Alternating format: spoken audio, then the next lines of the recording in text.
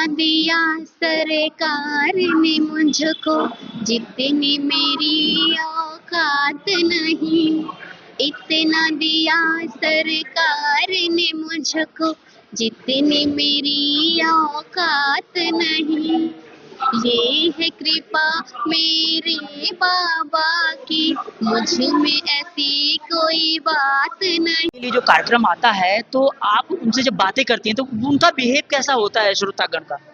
अगर सच में कहूँ तो ऐसा लगता है जब मेरे श्रोता मुझसे बात करते हैं तो मुझे ऐसा लगता है कि मेरे कोई बचपन का साथी, मेरे कोई बचपन का दोस्त जो है वो मुझसे बात कर रहा है।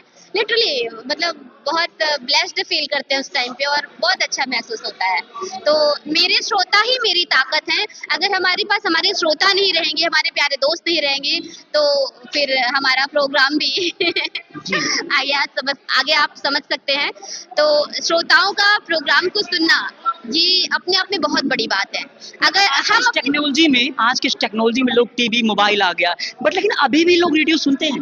हाँ बिल्कुल सुनते हैं। मैंने तो आपको पहले ही बताया ना कि हमारे पास जो है शिमला से कॉल आती है, दिल्ली से कॉल आती है और जम्मू कश्मीर से कॉल आती है। तो ऐसा लगता है कि पहले हम भी सोचते थे रेडियो में आने से पहले कि क्या वाकई में अभी भी कोई रेडियो सुनता होगा, लेकिन रेडियो में जाने के बाद, कॉलर से बात करने के बाद, मेल्स पढ़ने के बाद ऐसा लगता है कि नहीं, अभी भी बहुत सारे लोग रेडियो सुनते हैं। जब हम लोग भी जब छोटे थे उस समय रेडियो सुना करते थे, इतने अच्छे उसमें कार्यक्रम प्रस्तुत होते थे, उसमें इतने अच्छे गाने आते थे कि मन मोह लेता था और हम जब सुनते थे सुनते ही रह जाते थे। और जैसे आप जिस तरह से आप बोलती हैं वहाँ पे ऐसे बहुत रेडियो में बहुत सारे लोग होते हैं, वो अपने श्रोतागण को सुनाते हैं, कई संगीत भी सुनाते हैं वहाँ पे, लेकिन उनकी आवाज़ में इतना दम होता है कि रेडियो पे से चिपके रहो ऐसा लगता है।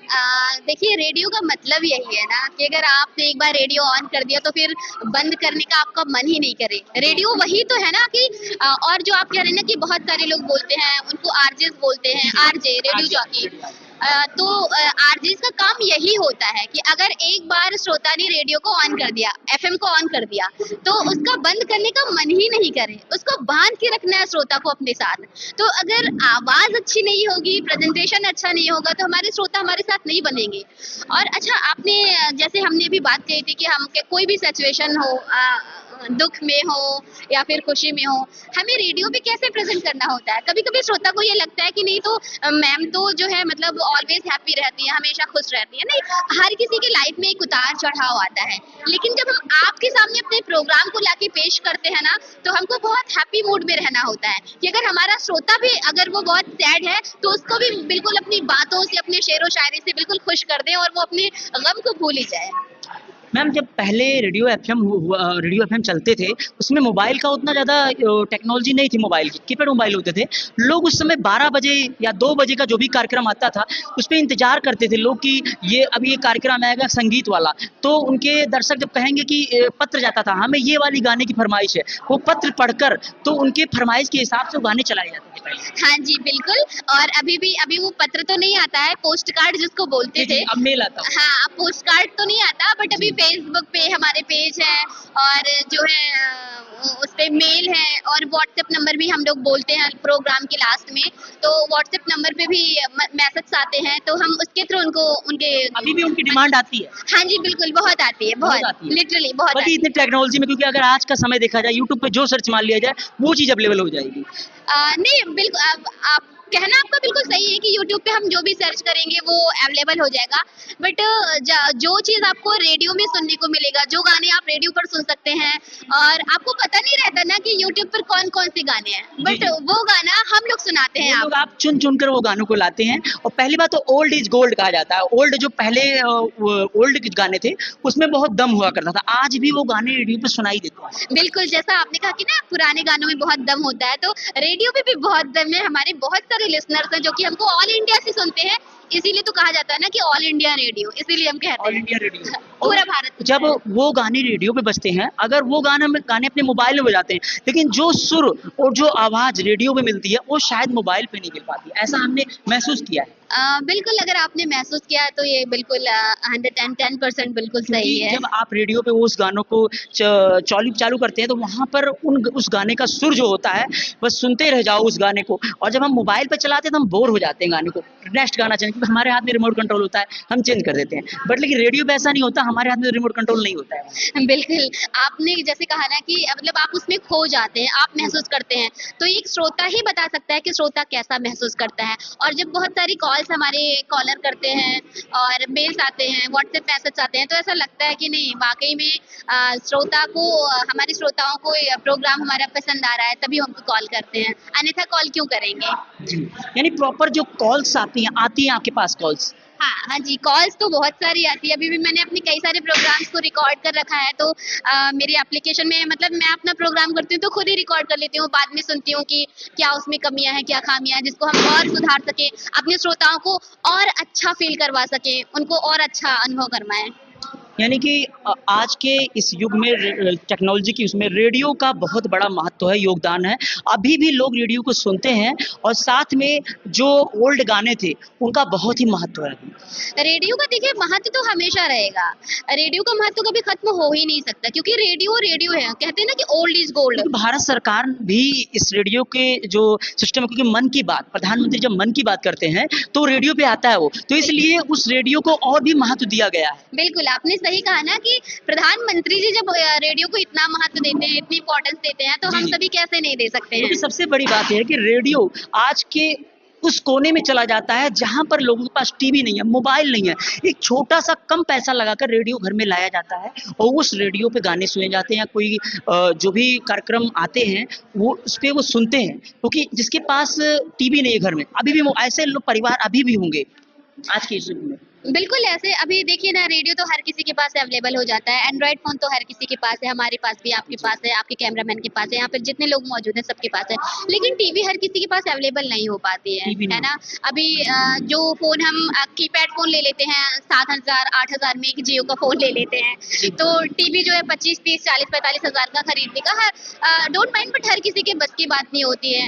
बहुत सारे मध्यम वर्गीय परिवार के होते हैं जो टीवी नहीं ले सकते हैं लेकिन एंटरटेनमेंट तो हर किसी को चाहिए ना, हर कोई मनोरंजन करना चाहता है, तो उसके लिए जो बेस्ट ऑप्शन है ना वो रेडियो है, वो रेडियो सुन सकता है।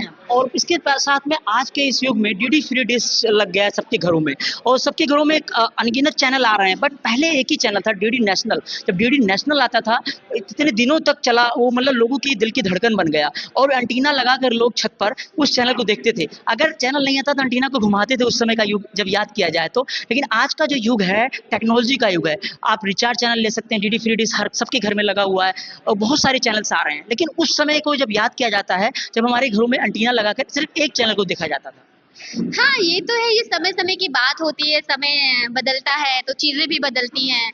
लेकिन मेरा कहना तो सिर्फ़ यही रहेगा कि जो डीडी नेशनल का एक क्रेज़ था, अभी भी उसका है, ऐसी बात नहीं है। क्रेज़ तो है। अगर हमको एक मतलब सही चीज़ें देखनी है, सही वाक़ई में जो पुराने धारावाहिक होते हैं, तो वो अभी डीडी नेशनल पे ही डीडी मिलेंगे। नेशनल ही हाँ, बिल्कुल, मतलब वो उसपे आप अच्छी चीज़ें देख सकते हैं, ज्ञानवर्धक चीज़ें देख सकते हैं। ये आप अगर छोटे से बड़े हुए हैं, मुझे लगता है डीडी नेशनल पे जो धारावाहिक आते थे, वो आपने ज़रूर देखा होगा। हाँ, देखा तो है बिल्कुल। ये एक समय का धारावाहिक था शक्तिमान।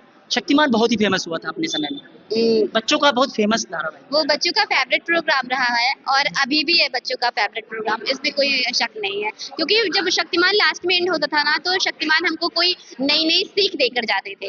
तो शक्तिमान मैं भी देखा करती थी, मेरा भी पसंदीदा प्रोग्राम था वो। चलिए मैम, चलते-चलते कुछ हमारे दर्शकों को क्या कहना चाहेंगी? दर्शकों को यही कहना चाहूँगी कि अगर आप भी रेडियो में अपना करियर बनाना चाहते हैं, अगर आप ऐसा सोच रहे हैं, तो ये बहुत बहुत अच्छी फ़ील्ड है। बहुत अच्छी क्या, बहुत ही अच्छी फ़ील्ड है वाक़ई में। आपको ना मतलब जब आप एफ़एम पे जाते हैं, रेडियो पर जाते हैं और माइक के सामने जब बोलना होता है, अपने सारे दुःख, दर्द, गम भूलकर, सिर्फ़ आपको मुस्कुराता हुआ चेहरा मुस्कुराते हुए चेहरे के साथ आपको बोलना होता है। आपकी आवाज़ में वो खिलखिलाहट होनी चाहिए, वो चहचहाहट होनी चाहिए, वो चहक होनी चाहिए कि आप अपने श्रोताओं को बाँध कर रख सकें। तो ये बहुत अच्छी बात है क्योंकि आप अपनी बातों से, आप अपनी आवाज़ से किसी और के मन को मोह रहे हैं, उसको खुश कर रहे हैं, तो किसी के चेहरे पर मुस्कान मुस्कान दे रहे हैं, तो ये अपने आप में बहुत बड़ी बात होती है। तो आप बिल्कुल आप भी रेडियो में अपना करियर बना सकते हैं। आप ग्रेजुएशन करिए, उसके बाद तैयारी करिए। उसमें कुछ एग्ज़ाम्स होते हैं, जैसे हमारे जॉब के लिए एग्ज़ाम्स होते हैं, वैसे ऑल इंडिया रेडियो में सिलेक्शन के लिए भी एग्ज़ाम्स होते हैं। रिटन पेपर होता है, ओरल होता है, आफ्टर दैट इंटरव्यू होता है, फिर वॉइस टेस्ट होता है। आपने सारा एग्ज़ाम क्लियर करा है, बट अगर वॉइस टेस्ट में आप फेल हो गए हैं, तो फिर आपका सिलेक्शन नहीं हो पाएगा।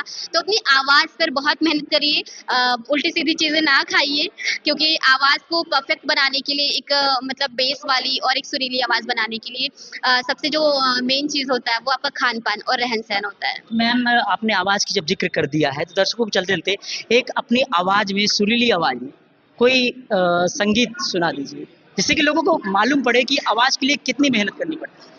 नहीं, मैं आपको बताऊँ कि सिंगर अलग होता है और आरजे अलग होता है। आरजे में कुछ तो होता होगा, जैसे कि आप कोई दोहा या कोई ऐसा कोई चीज़ सुनाइए, जिससे कि आवाज़ के बारे में पता भी चले लोगों को। जी मैम, जी मैम। नहीं, आपका कहना बिल्कुल सही है, लेकिन ज़रूरी नहीं कि जो आरजे हो, जो रेडियो पर बोलता हो, वो गाना गाता ही हो। तो हम सिंगिंग मैं तो बाथरूम सिंगर हूँ, ऐसे मतलब गुनगुना कोई लेती हूँ। गुनगुना दीजिए, 2-4 लाइनें। अभी आपको लगेगा कि अभी नहीं, कोई बात नहीं मैम, इससे पता चलता है कि जो दर्शक होंगे, उससे आपसे देख के प्रेरणा लेंगे और वो भी वहाँ तक जाने का उनका सपना साकार होगा, मेहनत करेंगे अपने लिए। अभी मेरे दर्शक यही सोचेंगे कि इतना प्यार से बोलने वाली आरजे अभी मतलब ये कैसे गाना गा रही है, बट जी, फिर कोई भी बात आपके नहीं, रिक्वेस्ट पे दो गाते हैं। 2-4 तो गाना तो ऐसे मुझे आता कुछ भी। नहीं। जैसे आपने मंच पे सुनाया था कुछ ऐसा कि उसमें पूरी महफ़िल जो है आपकी आवाज़ में तो वो तो क्या है, आपके पत्रकार बंधुओं के लिए वो शेरो शायरी थी, जो कि हम तो शेरो शायरी एक बार गुनगुना दीजिए। तो ये मैं मुझे उसको देखना पड़ेगा बिल्कुल। तब तक एक लाइन है, जी। इतना दिया सरकार ने मुझको जितनी मेरी औकात नहीं, इतना दिया सरकार ने मुझको जितनी मेरी औकात नहीं, ये है कृपा मेरे बाबा की, मुझ में ऐसी कोई बात नहीं। देखिए, मैंने लाइनों में मतलब इस भजन के माध्यम से मैंने वास्तव में कहा कि मुझ में ऐसी कौन-सी बात है, जब तक ईश्वर नहीं चाहेगा, ऊपर जी। वाला नहीं चाहेगा, तब तक हम क्या कर सकते हैं। तो ये सब ईश्वर का आशीर्वाद है, उनकी कृपा है, जो मैं आज यहाँ पर बैठी हूँ और मैं आपको इंटरव्यू दे रही हूँ। जी।